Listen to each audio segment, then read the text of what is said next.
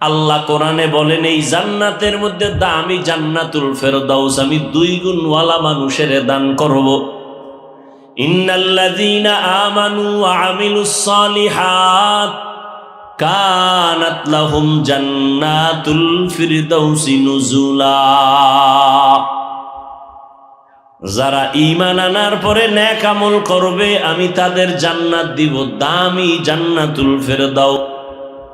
আল্লাহ যেখানে ঈমানের কথা বলছেন সেখানে আমলের বয়ান। ওয়াত্তিনি ওয়াজ-যাইতুন ওয়া তুরি সিনিনা ওয়া হাযাল বালাদিল আমিন লাকাদ খালাকনাল ইনসানা ফি আহসানি তাকওয়িম সুম্মা রাদাদনাহু আসফালা সাফিলিন। 4 জিনিসের কসম করে আল্লাহ বলেন মানুষ এত সুন্দর, সুন্দরবন এত সুন্দর না, আমি আল্লাহ মানুষের এত সুন্দর করে বানাইছি। এই মানুষ যদি সৌন্দর্য ধরে না রাখতে পারে ও জাহান্নামে চলে যাবে, তবে 2 গুণওয়ালারা জাহান্নামে যাবে না। ইল্লাল্লাযীনা আমানু ওয়া আমিলুস সালিহাত, যারা ঈমান আনার পরে নেক আমল করবে। যেখানে ঈমানের আওয়াজ সেখানে আমল। কিন্তু দুঃখ লাগে কোন হযরতেরা বলে আমল লাগে না। ও আল্লাহর বান্দারা একটু জবাব দাও, সাহাবায়ে কেরামদের মতো দামি কোন মুফতি মুহাদ্দিস মুফাসসির আছে?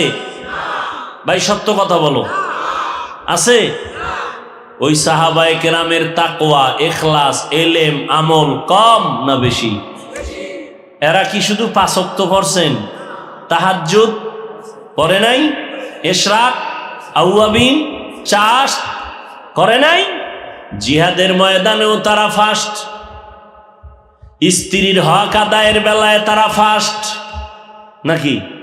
সন্তানের হক আদায়ের বেলায় তারা কামিয়াব। তাহাজ্জুদের কাতারেও তারা সবার আগে।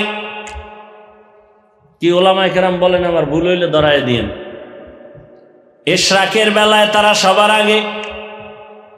আবার তারা ব্যবসা করে, আবার জিহাদের ময়দানে হাজির। এত বড় ইলমওয়ালা, ইখলাসওয়ালা, তাকওয়াওয়ালা হইয়াও যদি তারা সব লাইনে আগাইতে পারে, নফল পড়তে পারে, সারা রাত নামাজে নফল কাটাইতে পারে, 3 দিনে 1 খতম কোরআন। কয় দিনে? আপনারা 14 গোষ্ঠী দিছে 3 দিনে 1 খতম। পুরা রমজানে 1 খতম দিতে পারে না। না আম্মা জানেরা পারে। কদরের রাত্রে মোনাজাতের আগে খালি সাদা কাগজে লেখা কি ও কয় আমার মাইয়া 23 খতম, আমার বোন দিছে 26 খতম। আমি বললাম আমরা পুরুষ আলেম হইয়া পারি না 1 খতম দিতে, আম্মা জানেরা কেমনে? কয় 1 বার আলহামদু, 3 বার কুল হু আল্লাহর তাবিজ কি আপনার কাছে জানা নেই? আমরা ওলামায়ে কেরামরা যত তাড়াতাড়ি কোরআন শরীফ পড়তে পারি, যারা আলেম না তারা পারবে? সত্য কথা বলেন। আম্মা জানেরা তো আরো পারবেন। তারা 26 খতম দিল কেমনে রমজানে? আমরা 1 খতম দিতে ঘাম ছুইটা যায়। আম্মা জানকে আরো ব্যস্ততা আছে না? মাইয়া ভোলার কান্নাকাটি, ক্যাসেটের আওয়াজ, কি এই ইফতারি, এই সাহারি, এই ডিউটি, সেই ডিউটি, এর মধ্যে 26 খতম। সুবহানাল্লাহ, কিয়ামত বহুত দূর। হায় হায়, আসলে বুঝি না, আমরা বুঝি না, বুঝাইও না, নিজেরাই বুঝি না, আর একজনের বুঝাবো কেমন? মরাডারে মারো কেন? কয় লড়ে কেন? কয় ভাইজান আপনার দাওয়াত। আলহামদুলিল্লাহ। আমনের বাড়ি? কয় নাউজুবিল্লাহ। এরে যুবক, মদিনাওয়ালা নবীরে চিনলি না? কে সেই নবী আমার? রাস্তা দিয়া চলতেছেন, জঙ্গলের প্রাণীরা নবীরে জোরে জোরে সালাম দেয়। সুবহানাল্লাহ। আমি গেলে কইও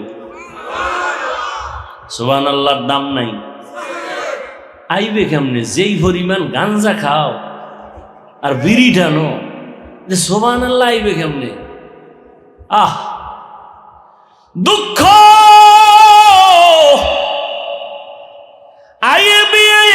পাস করে সরে যুবক বিএ পাস করলা, এমএ পাস করলা, আইএ পাস করলা, মেট্রিক পাস করলা, আসসালামু আলাইকুম দুইটা শব্দ শুদ্ধ করে দিতে পারো না।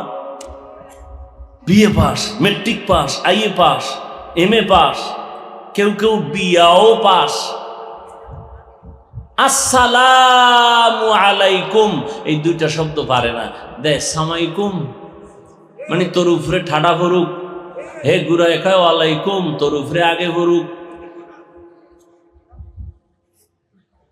সালাম দেয় সামাইকুম স্টাইল।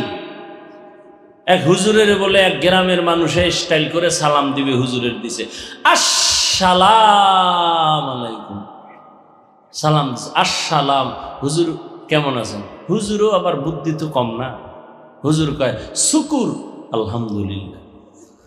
হুজুর শুকুর না বলে শুকুর বললেন কেন? কপাল তোরটাও খারাপ আমারটাও খারাপ, আমি যে শুকুর বলবো ওই নক্তা তো তুই সালামে লাগাই লাইস, তা আমার তো শুকুর বলা ছাড়া পথ নাই। এরে যুবক আল্লাহর গোলাম, ১৫০০ বছর আগে নবীর চিনো না? কেমন মায়ার নবী আমার। আমি হাফিজুর রহমান বুঝাইবার স্বার্থে বলি, অহংকারী করি না রে বাবা। ওই বঙ্গোপসাগর কুয়াকাটার কিনারার থেকে আসছে আরে বসে বয়ান করায় কে? এটা সম্মান না? এই সম্মান আমার বাবার নামের উপরে না, আমার পীরের কারণে না, আমার ওস্তাদের কারণে না, টাকার বাহাদুরি না, একমাত্র আমার আল্লাহর দয়া, মদিনাওয়ালা নবীর সুন্নতের আকর্ষণ। ওগো নবীর উম্মতেরা,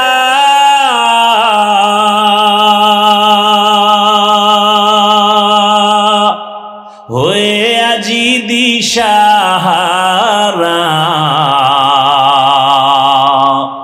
কোরআন হাদিসের চলো যখন যাহা চায় মনে, নবী বিনে কে তরাবে প্রসিরাত মিজানে, নবী বিনে কে তরাবে প্রসিরাত মিজানে, নবী আমার জীবন ভরে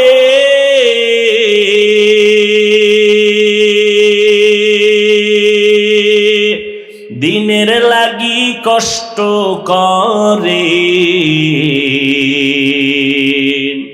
দান দান শহীদ করিলেন অহুদেরই ময়দানে, নবী বিনে কে তারাবে প্রসিরাত মিজানে, নবী বিনে কে তারাবে প্রসিরাত মিজানে। জিंदगी में बंदगी तू कर नहीं, जिंदगी में बंदगी तू कर नहीं, जिंदगी बे बंदगी शर्मिंदा है, जिंदगी बे बंदगी शर्मिंदा है। যুবকেরা খারাপ লাগে? এটার লাগে একটা একতারা হইলে আরো মজা পাইতি না? তোরা তো আবার এই বিচারা শুনতে চাস না। আর বাংলা গান তো বুডো শুনো না, সব ভিআইপি হিন্দি গান শুনে। এক যুবক মোবাইলে একটা হিন্দি গান সাইরাল নাচতে আছে, কেউ এই গানের অর্থ জানো? আব্বাও জানে না, আমিও জানি না, তো লাফাও কেন? মজা লাগে। दुनिया में हो दुनिया का तलबगार ना हो, बाजार से गुजर हो खरीदार ना हो, दुनिया में हो दुनिया का तलबगार ना हो, बाजार से गुजर हो खरीदार ना हो, ये दुनिया एक मिसल कागज फूल है, ये दुनिया एक मिसल कागज फूल है, जिंदगी में बंदगी तू करना है, जिंदगी में बंदगी तू करना है, जिंदगी बे बंदगी शर्मिंदा है, जिंदगी बे बंदगी शर्मिंदा है, जिंदगी में बंदगी कुन बंदगी, जिंदगी बे बंदगी शर्मिंदगी। ও যুবক আল্লাহর গোলাম, ১৫০০ বছর আগে আমার নবী বলেছেন, আমি মুহাম্মদের উপকার করেছে যুবকেরা, আর আমি মুহাম্মদের বিরোধিতা করেছে বুড়ারা। কেউ বুড়া আপনারা কইছে, আপনি হুদা রাগ করেন কেন? ওই যুগে আবু জাহাল বুড়া, রাসূলের দুশমন। নবীর চাচা আবু লাহাব বুড়া, নবীর দুশমন। কিন্তু নবীর রক্তের চাচাতো ভাই হযরতে আলী মাত্র 7 বছর 10 বছরে নবীর হাতে আইসা কালেমা পড়ে ফেললেন, মুসলমান হলেন, এখন সাহাবী। কিছুদিন পর হযরত আলী নবীর জামাতা। নবী কয়, আলীর দাম কত জানুনি? আনা দারুল হিকমা ওয়া আলিউন বাবুহা, আমি হলাম ইলম হিকমতের ঘর, আর এই ঘরের দরওয়াজা আমার আলী। খেলাফত চলতেছে, রাষ্ট্রের পরিচালনার পরিচালক হযরত ওমর, পাশে হযরত আলী বসে আছেন। আদালতে একজন মহিলা এসে দাঁড়ায় গেল, দাঁড়াইয়া ওমরের খলিফার সামনে দাঁড়ায় বলে, খলিফাতুল মুসলিমিন, আমার বিচার করেন, আমি মহিলা জিনাকারিনী। কেমন আল্লাহর ভয়! আমার পেটে একটা অবৈধ বাচ্চা, আমাকে জবাই বিচার করে দেন, আমি আসরের ময়দানের বিচার সইতে পারবো না, এখনই বিচার করেন। ওমরের তো গরম আওয়াজ, জল্লাদ রেডি, নিকায় রেডি, তরবারিটা নিয়ে সামনে আগা। আলী কয়, দাঁড়ান। আলী ডেকে বলে, খলিফাতুল মুসলিমিন, ওই মহিলা জিনা করেছে, অপরাধী, বাচ্চার তো কোনো অপরাধ নাই। আছে? কাটা গায়ে লবণ ভইরা গেছে। হযরত ওমর থমকে দাঁড়ায় গেলেন, আলী কি করি? ফয়সালাটা তুমি দাও।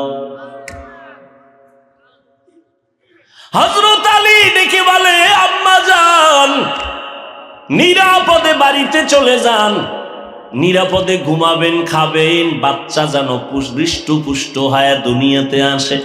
আসার পরে লালন পালন করবেন, বড় বানাবেন, বাচ্চা নিজ পায়ে দাঁড়াবে, চলবে, খাবে, এরপরে ওর দায়িত্বরে বুঝাইয়া আদালতে যেদিন আসবেন ওই দিন আপনার একা বিচার হবে।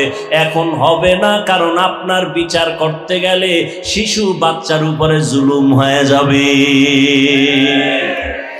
মেরা এজাজু করদন বেহিসাব, খলকেরা দাদন জবাবে বাসওয়াব, হকনা দারত দোস্তে খলকা জারেরা, নিস্তে ই খাসলত একে দিনদারেরা। বাঘের বাচ্চা ওমর কি কয় জানেননি?